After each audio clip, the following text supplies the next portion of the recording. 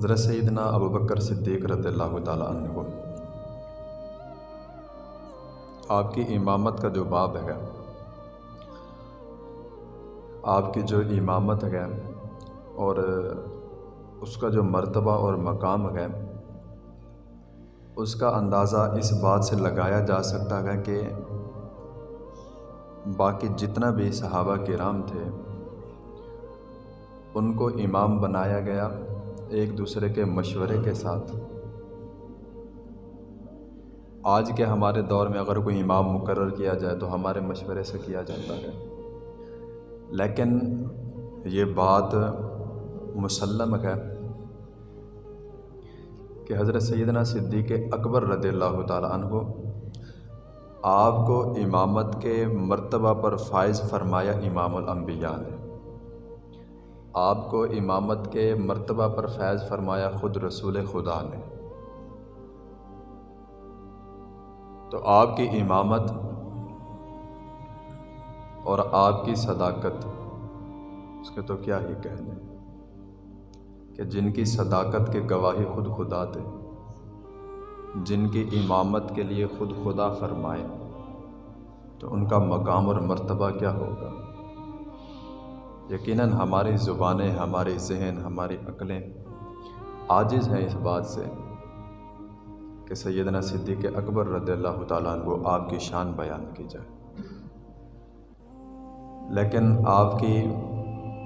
حضور پاک علیہ الصلاۃ والسلام کے ساتھ والہانہ محبت ایک ایسا درس ہے جو ہمیں بتاتی ہے کہ مسلمانوں، دین کے نام پر اگر اپنا سب کچھ قربان کر دو گے، اگر دین کے نام پر اپنی مال و جان کو نثار کر دو گے تو پھر انعام بھی اس کے حساب کا ملے گا۔ حضرت سیدنا صدیق اکبر رضی اللہ تعالیٰ عنہ آپ کا مرتبہ اور مقام اس سے بڑھ کر اور کوئی نہیں ہو سکتا کہ آپ حضور پاک علیہ الصلاۃ والسلام کے سسر مبارک ہیں، اور جب بھی کسی کو کوئی مسئلہ درپیش آیا سب حضور پاک علیہ الصلاۃ والسلام کے در انور پر گئے، در دولت پر گئے، لیکن حضور پاک علیہ الصلاۃ والسلام ہجرت کے وقت حضرت سیدنا صدیق اکبر کے در پر گئے۔ حضرت سیدنا صدیق اکبر رضی اللہ تعالیٰ عنہ